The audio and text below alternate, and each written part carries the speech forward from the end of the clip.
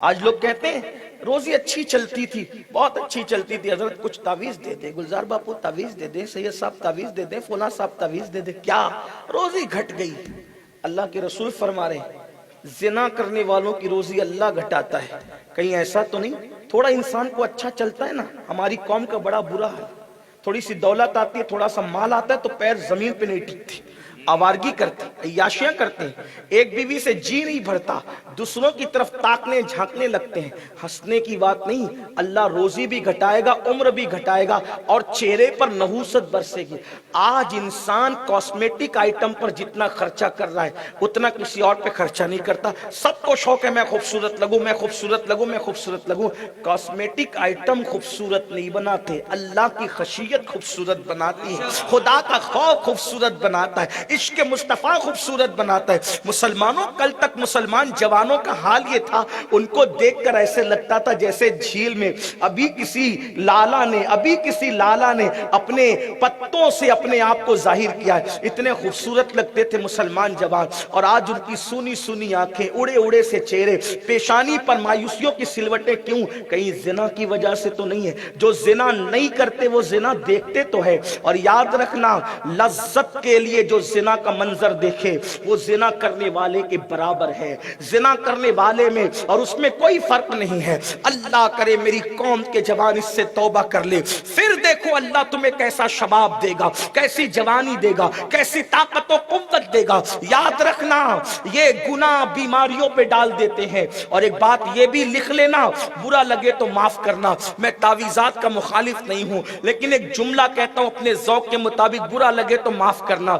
زنا کی وجہ سے جس کی روزی اللہ نے اٹھا لی ہو، ملا کا تعویذ اس کو کیا فائدہ دے سکتا ہے؟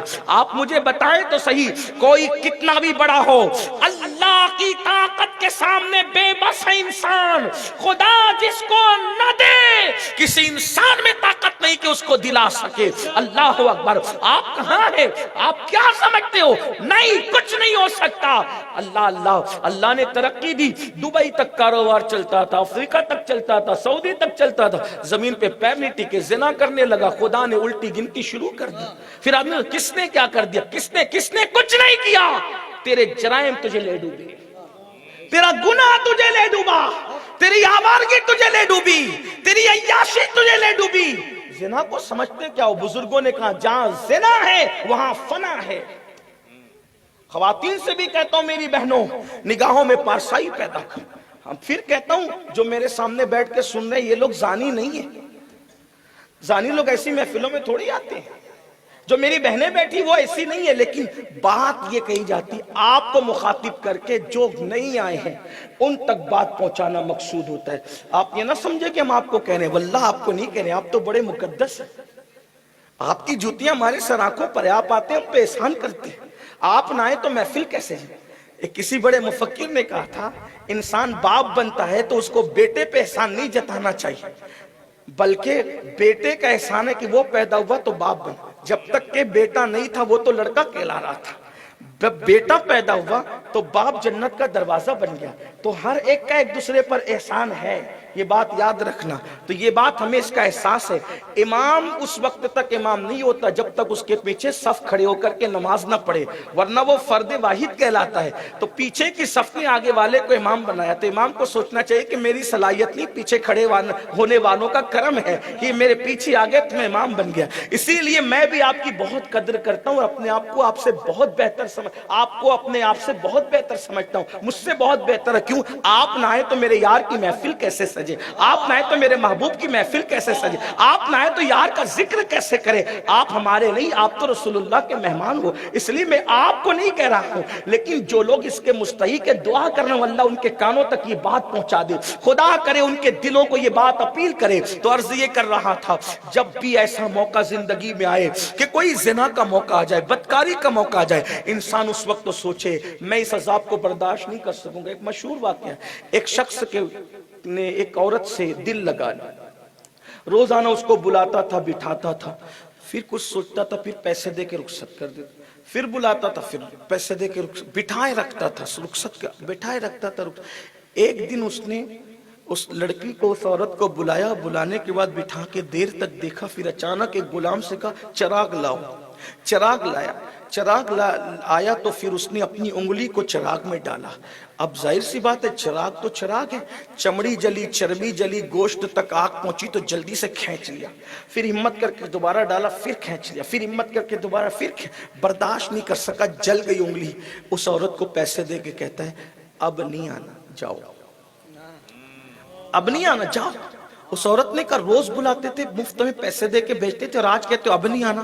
کہا تجھ سے دل لگ گیا تھا، تیرے حسن نے میرا دل اڑا لیا تھا، اور چاہتا تھا کہ تیرے ساتھ بدی کروں، بدکاری کروں، لیکن روزانہ نفس پہ کنٹرول کرتا تھا. آج نفس بے کنٹرول ہونے لگا تو میں نے فوراً سوچا اے زنا کرنے والے، تیرے نبی نے کہا زانی کو آگ میں جلایا جائے گا، اور وہ آگ دنیا کی نہیں جہنم کی ہوگی. تو میں نے سوچا جہنم کی آگ سے 69 درجہ کم یہ دنیا کی آگ ہے، پہلے چیک تو کروں کہ میں دنیا کی آگ برداشت کر سکتا ہوں کہ نہیں. تو میں نے 69 درجہ کم وہ بھی ایک چراغ کی آگ کو میں نے جب چیک کیا، تو جب میں چراغ کی آگ برداشت نہ کر سکا تو پھر میں نے سوچا کہ وہ جہنم کی آگ میں کیسے برداشت کر سکوں گا. پھر میرے دل میں خیال آیا کہ یہ گناہ دل سے نکال دے، اور پھر میں نے اب کہا کہ اب تم جاؤ، اب تم سے میرا کوئی کام نہیں. تو میرے بھائیوں غور کرنا، گناہ کرنے سے پہلے سوچنا اس کا انجام کیا. ایک بات اور آپ سے عرض کروں، بہت خاص بات. بزرگوں نے فرمایا جو زنا کرتے ہیں اللہ ان کی نسل میں لنگڑے، لولے اور عیبی اولاد پیدا کرتا. ہاں، یہ خدا کی طرف سے بہت بڑی سزا ہے. زنا کرو گے، مستیاں کر لو، مزے کر لو، اللہ کی مار، اللہ کی لاٹھی میں آواز نہیں ہے.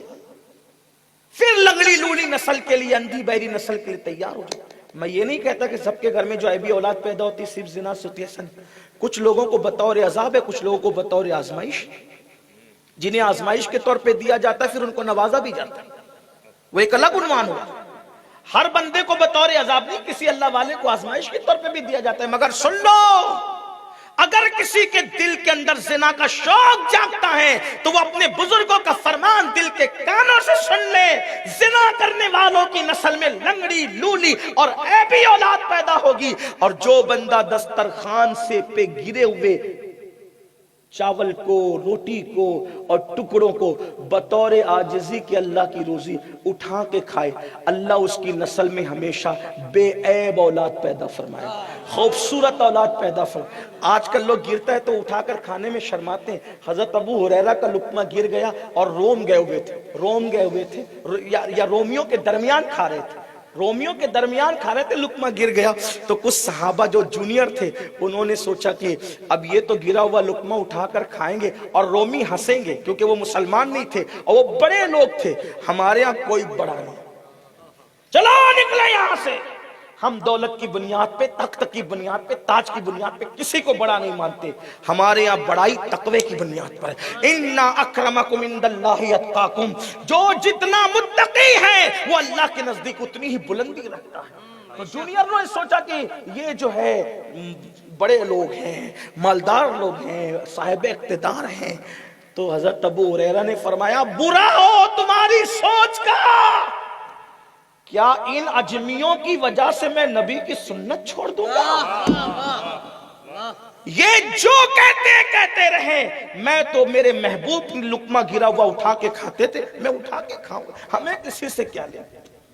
اور آج میری قوم ایئرپورٹ پہ پانی پیے تو بیٹھ کے پینے میں شرم آتی. لوگ کیا کہیں گے؟ چھوڑ لوگوں کو، لوگوں سے ہمیں کیا لینا، ہمیں تو جنت آمنہ کے لال سے لینا ہے. کسی سے کوئی ڈرنے کی ضرورت نہیں. ہمارے مذہب کے اندر اتنا حسن ہے، احساس کمتری کا شکار نہ ہوا کرو. اپنے مذہب پر ہر جگہ عمل کرو. کسی کو اچھا لگتا ہے تو اچھا لگے، برا لگتا ہے تو اپنے گھر جا کے 2 روٹی زیادہ کھائے.